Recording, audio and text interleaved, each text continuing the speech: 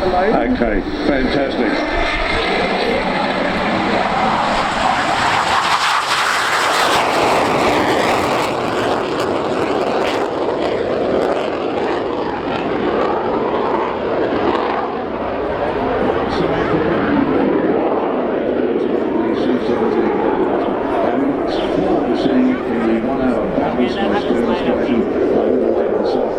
Let's go to fast jet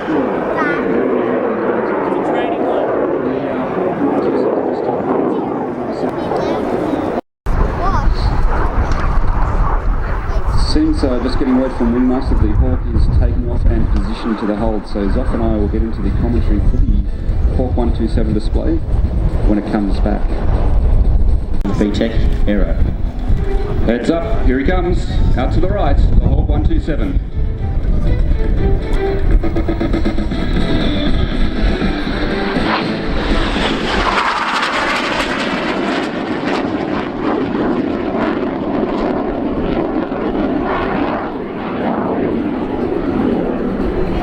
Started his pilot career in 2007 and went on to graduate his FA18, the Classic Honor conversion at the end of 2010, where he was picked for his first sport.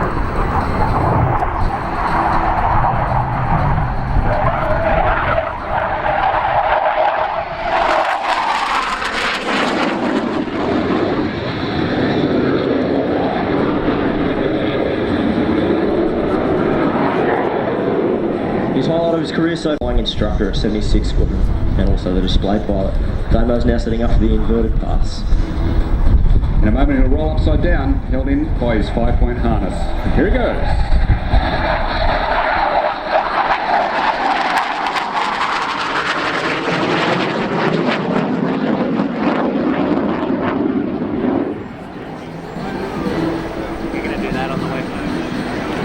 Dano's just positioned himself now for the minimum radius turn. He'll slow to approximately 500 kilometres now, and this turn that he'll perform will be on the using the max performance of the aircraft with 400 diameter of 400.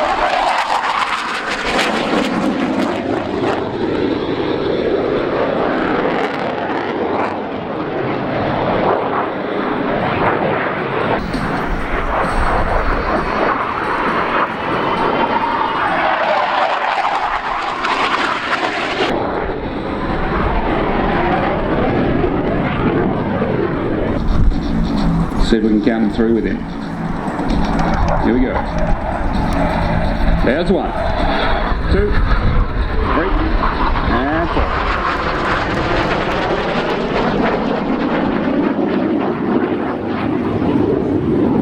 Hawk 127 used by 2 squadrons in the Royal Australian Force. Number 71 Squadron, located at Road Base Pierce. And number 76 Squadron, Zoff's home squadron, the home squadron of the aircraft here today, located at RAAF Base Williamtown near Newcastle.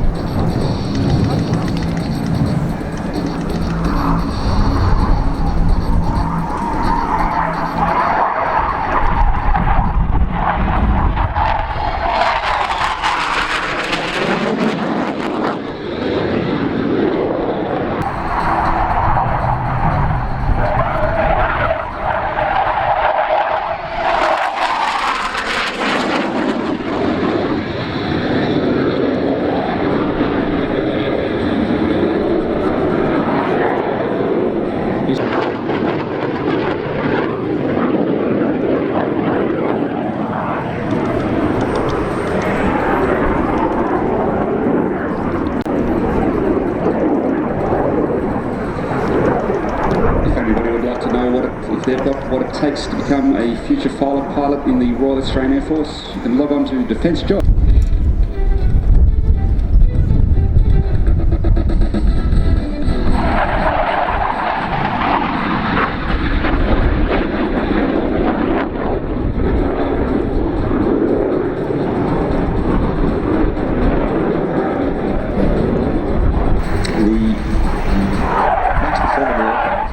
With 400 diameter of 400.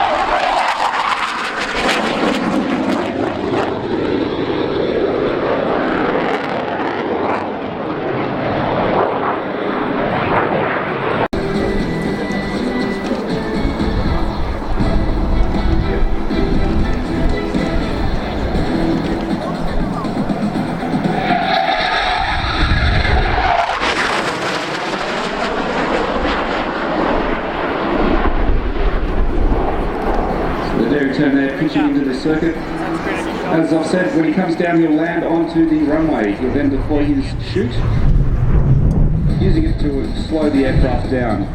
He'll have to backtrack, he'll dump the chute before he turns around. You'll see a car go out to retrieve the chute, at which point he'll go and exit the runway. 167 aircraft.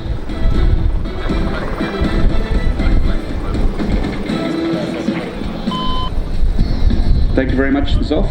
That's Flying Officer Cameron Zoffria for taking us through that display. A pilot of 76 Squadron, and you can see those guys, the green suit pilots with the Banditos patch on their right shoulder. Thank you very much, Zoff. Thanks, Ben, and ladies and gentlemen, boys and girls, enjoy the rest of your day.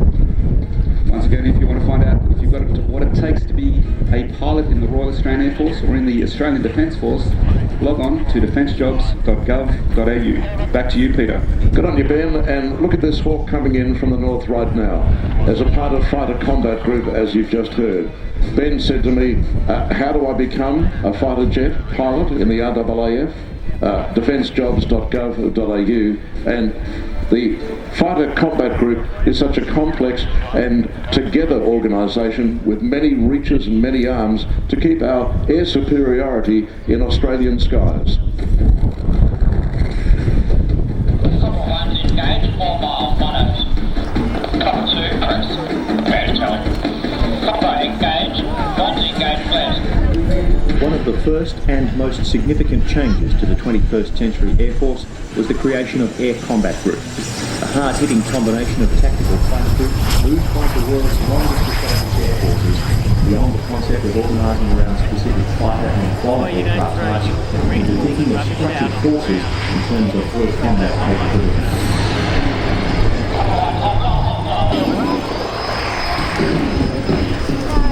So, Fighter Combat Group just fade away into the background for a moment, and we look at the aircraft coming in from the north right now that actually provide a significant, did in the past, contribution to fighter training for those to get into Air Combat Group and the Air Mobility Group.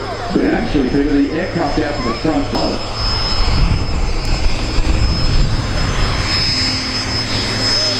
Beautiful formation, lovely picture, training capabilities.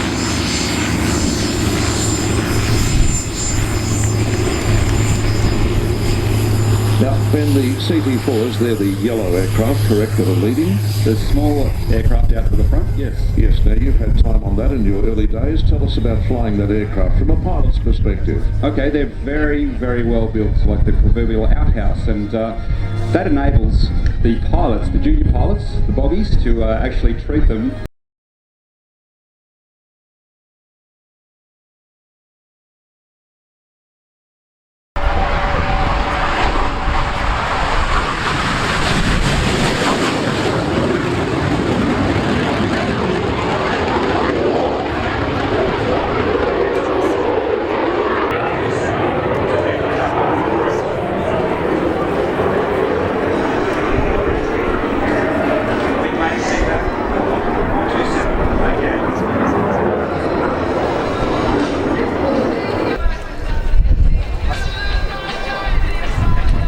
Ladies and gentlemen, the aircraft will proceed to your right or to the north with 2 pairs of helicopters from Australian Army Aviation.